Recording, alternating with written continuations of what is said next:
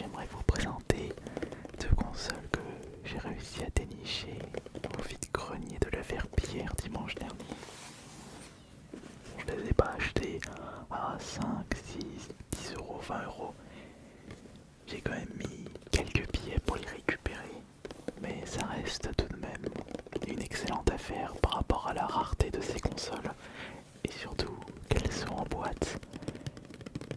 Et le mieux dans tout ça, c'est que parmi ces deux consoles se trouve une console que je n'avais jamais réussi à récupérer en vide-grenier alors qu'elle a été créée. Elle est sortie en quelle année celle-là? Je vérifie ça. C'est la dernière version d'une console que vous connaissez très certainement. Il n'y a pas de date là. Non, je vois pas de date du coup. Peut-être là.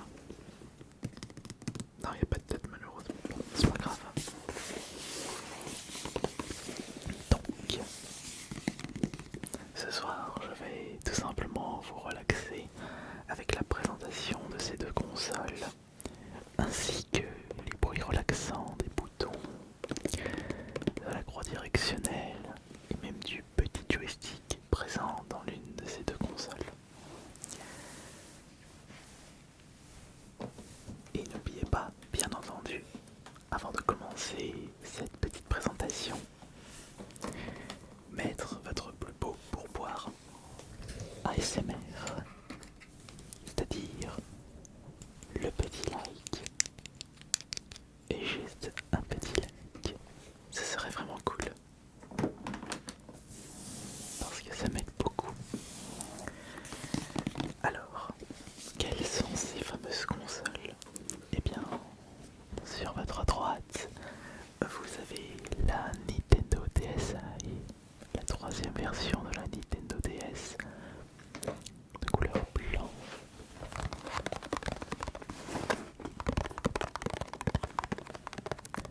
Je n'avais pas utilisé cette version à l'époque quand je jouais à la Nintendo DS. J'avais la première DS, la Tank, elle était de couleur bleue. Et j'avais basculé avec la DS Lite édition Guitar Hero. Mais après ça, je n'avais pas eu besoin d'upgrader ma Nintendo DS. Et je n'avais pas acheté une Nintendo DSi neuve. Et encore moins une Nintendo DS XL. J'avais préféré attendre un petit peu pour acheter la 3DS. Et encore la 3DS, je ne l'avais pas acheté à sa sortie. Je l'avais acheté avec la version XL, l'édition Pikachu.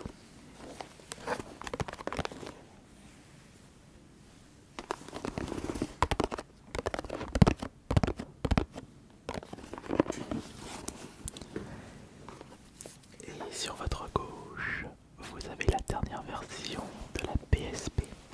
Je vous présente la PSP Go. Et il s'agit justement d'une console que je ne possédais pas dans la collection et que je n'avais jamais vue, que ce soit en vide-grenier ou en boutique d'occasion style cash. Et en plus en boîte. Alors ça c'est tout simplement exceptionnel, incroyable et je suis très heureux d'avoir pu récupérer ça. Pour la petite histoire, j'avais récupéré ces deux consoles dans un énorme lot rétro gaming. Il y avait justement ces deux consoles, il y avait une PS3 en loose, il y avait quelques jeux PS3, quelques jeux PS4 dont le Steelbook de Witcher 4 et Final Fantasy XV. J'avais également récupéré une trentaine de figurines de Disney Infinite, une manette non officielle GameCube, ainsi que le jeu TAC sur la Nintendo GameCube. Il y avait une petite figurine Skylander et j'avais négocié le tout pour 280 €. Il faudrait que les figurines Skylander sont là-bas, mais je vous les présenterai dans un petit short ASMR. Bon, et maintenant, présentation de ces deux consoles, nous allons les sortir. Et je suis pratiquement sûr que vous allez avoir beaucoup de souvenirs qui vont revenir dans votre tête, car je suis sûr que beaucoup d'entre vous ont passé énormément de temps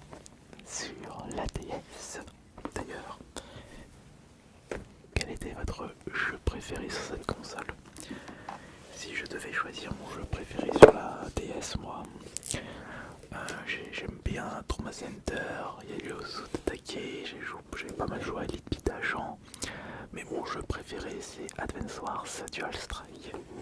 Je suis très fan des Advance Wars.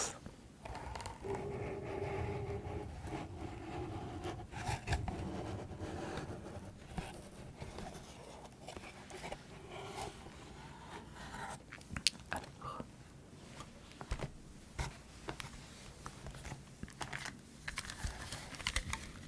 ici nous avons son bloc de recharge officiel Power Supply. Oh, par contre Nintendo, les batteries de recharge, enfin les rechargeurs de consoles portables, il y en a eu beaucoup de différents et ça c'était un petit peu chiant.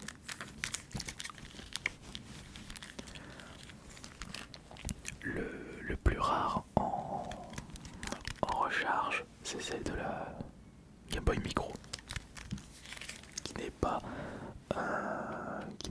la même recharge que la GBSP, alors que la Game Boy Micro est la dernière version de la Game Boy Advance.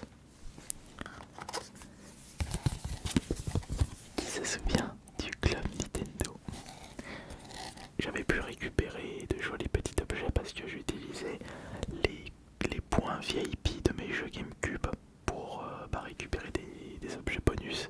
Et je me souviens que mon frère avait récupéré par exemple le collector de Zelda sur GameCube, où on pouvait jouer à Zelda, Ocarina of Time, Zelda Master Quest, donc c'est une variante de Ocarina of Time, enfin les donjons sont en mode miroir.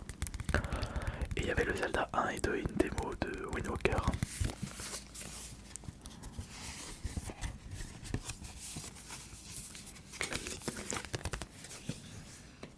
Là c'est la console, mais on regardera ça après. D'ailleurs on verra quelle est la plus relaxante entre la DS et la PSP.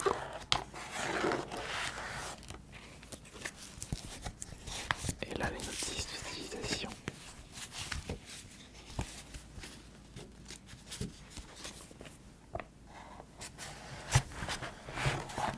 Pas besoin de regarder ça en détail. Voilà la Nintendo DSi. Le petit problème avec la version i de la DS, c'est qu'ils ont retiré le port Game Boy Advance, parce qu'avec la DS Tank et la DS Lite, première et deuxième version de la Nintendo DS, vous pouvez jouer au jeu Game Boy Advance. Mais ça, à partir de la DSi, ils ont retiré, regardez, juste là, là. Normalement, vous avez un petit, un autre port cartouche ici, mais ils ont retiré ça. Et à la place, ils ont préféré mettre le système appareil photo. Après tout, faut toujours proposer de la nouveauté. Mais il y avait l'appareil photo avec la DS Lite où ils ont mis ça en place avec la DSi. Je crois qu'ils ont mis ça en place avec la DSi parce que on reconnaît avec l'objectif photo sur le devant. Et vous avez même un petit objectif juste là. Et je croise de temps en temps des abonnés qui prennent des photos avec leur Nintendo DS dans les conventions. Ça donne vraiment un petit côté rétro. Moi je trouve ça vraiment classe et nostalgique en même temps. Après la Nintendo DS, je constate que c'est une console qui est quand même qui reste très convoitée. Et vous voulez savoir pourquoi?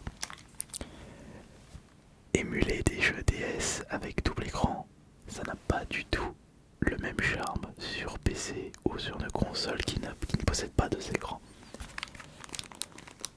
Après pour les jeux, il existe des systèmes pour avoir plein de jeux dans une cartouche. Mais la console en elle-même, elle est recherchée.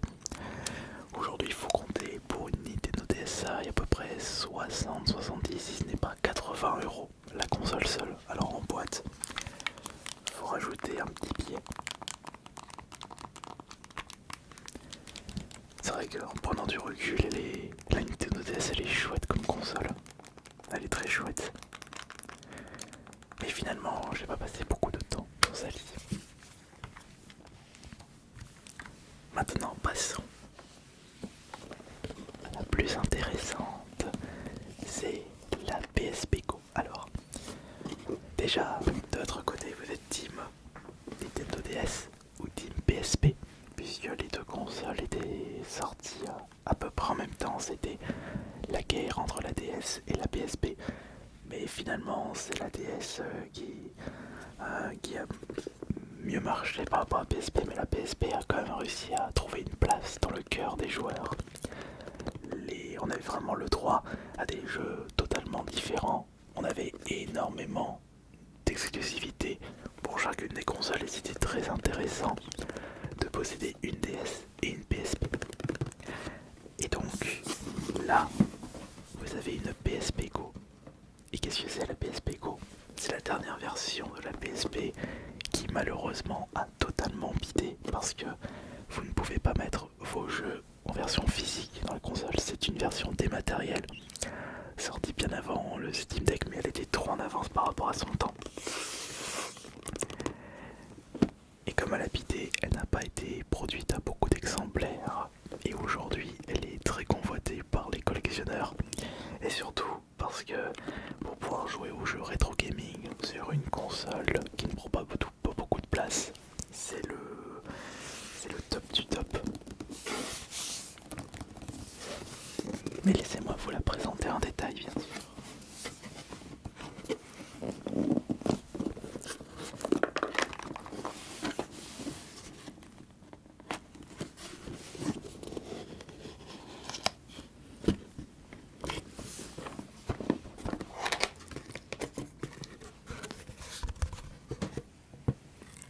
Elle est incroyable, elle est vraiment classe.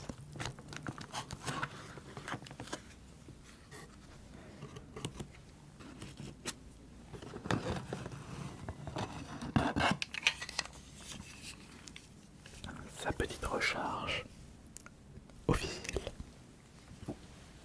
Et il y avait même une petite sacoche de protection.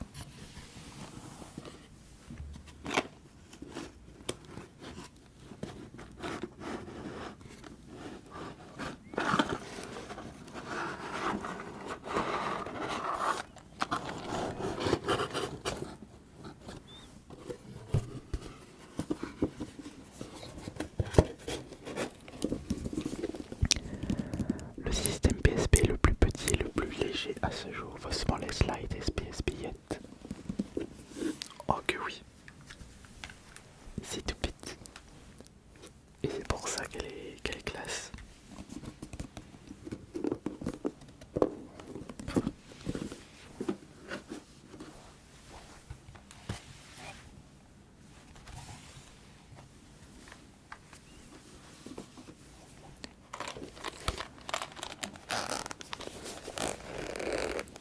Quand j'ai acheté le produit, j'ai oublié de vérifier s'il y a quelque chose à l'intérieur de la petite sacoche.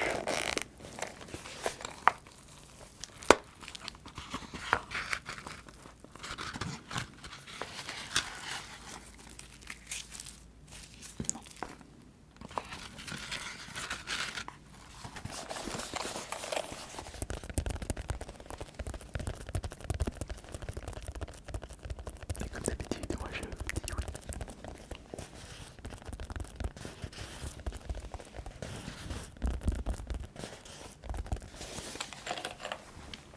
Alors pour en revenir à cette PSP, comme je vous le disais, pour rendre la PSP moins grande, en version miniature et plus légère, les concepteurs ont retiré le lecteur UMD.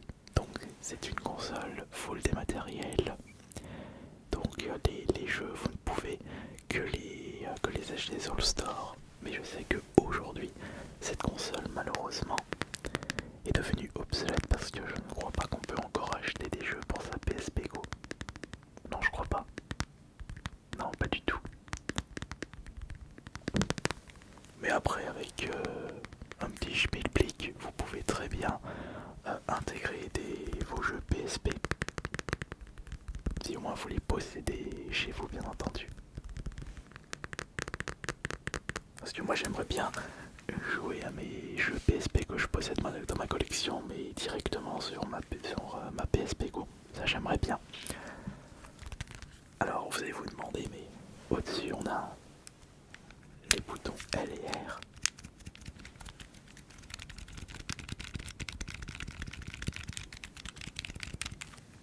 Le bouton Power. Mais alors, mais où se trouvent les boutons X, ah non pardon, croix, triangle, rond et carré? Où se trouve la croix directionnelle? Eh bien, il suffit juste de faire ça. Voilà.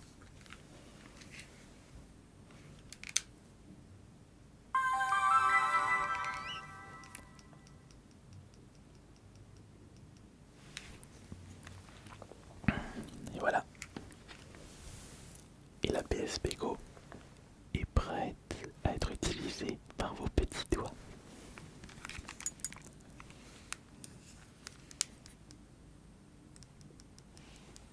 Baissez le son. Et en plus, il y a des jeux intégrés à l'intérieur, donc ce qui est très très cool si j'ai envie de faire une petite partie. Mais je vais demander à mon pote de m'intégrer des jeux PSP à l'intérieur de cette PSP Go. Au moins les jeux que je possède dans ma collection. Comme ça je les découvrirai là-dessus, franchement ce sera vraiment classe. Je pense que je vais l'utiliser cette console.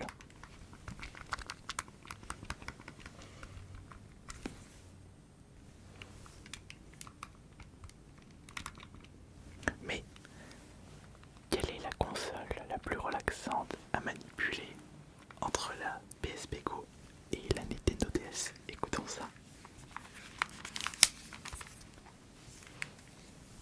Déjà vous préférez laquelle? Alors écoutons la DSi.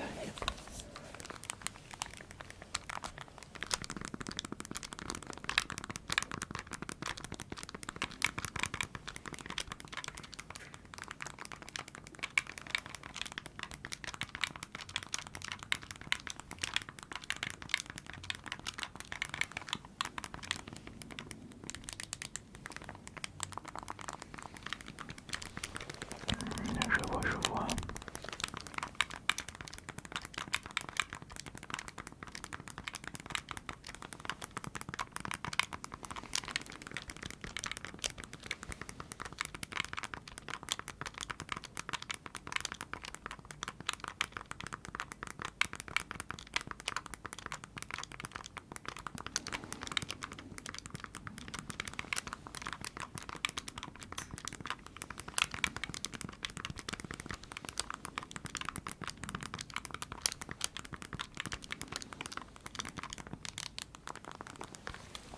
Écoutons la PSP Go maintenant.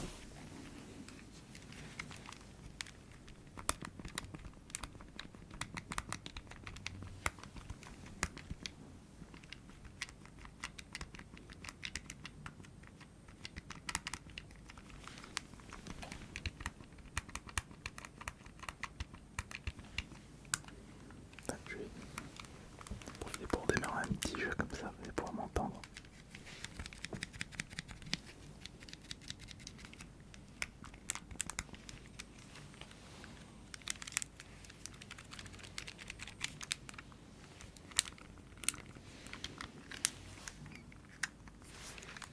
Je démarre Wipeout.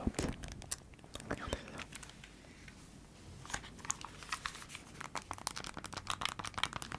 Les deux ne... C'est pas les mêmes sensations en termes de toucher, même au niveau des bruits. C'est pas du tout la même chose entre la PSP et la DS.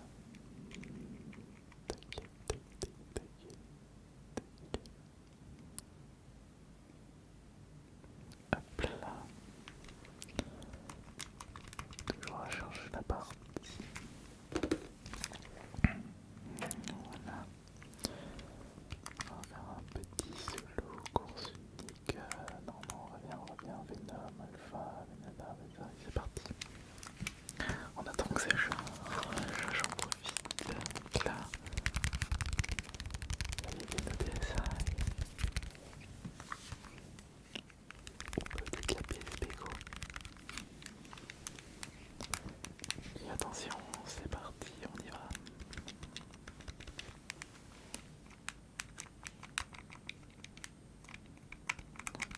Wipeout. Ce jeu il est incroyable. Ouais mais là je suis un petit peu de mal parce que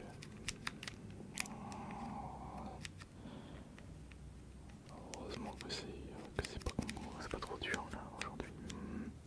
Tac. Là c'est le boost. Et voilà, super boost. Ça c'était le missile. J'avais beaucoup joué à Wipeout 2048 sur la PS Vita. D'ailleurs c'était mon premier jeu PS Vita. Ouais mais j'ai 5 secondes de retard. Allez on fonce. Et bah voilà, je passe troisième. Parfait. Bah voilà, je joue un petit peu mieux. Le gars il s'est pris une méga mine dans la poire. Ça c'était... je sais pas c'était quoi là ça. Tac. Voilà, mais j'en ai joué des jeux de course futuriste. C'était Extreme G aussi que j'avais beaucoup joué. Voilà. Ok, attention, attention, je suis toujours troisième. Tac tac, prenez ça, vous derrière. Là je ne l'ai pas pris. C'est très bien ça. Et pour éteindre la console, on referme.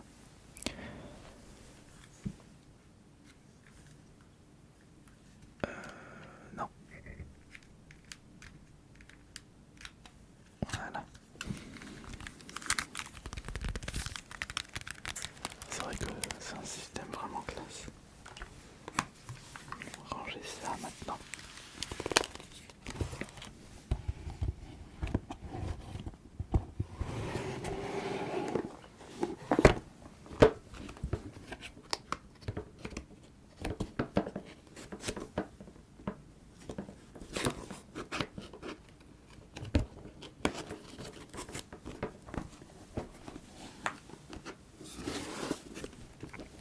Moi je pense que je vais encore l'utiliser un petit peu. J'espère que cette nouvelle vidéo vous aura plu et je vous dis à plus tard pour la prochaine vidéo. C'était Ice Minotaur et à tous.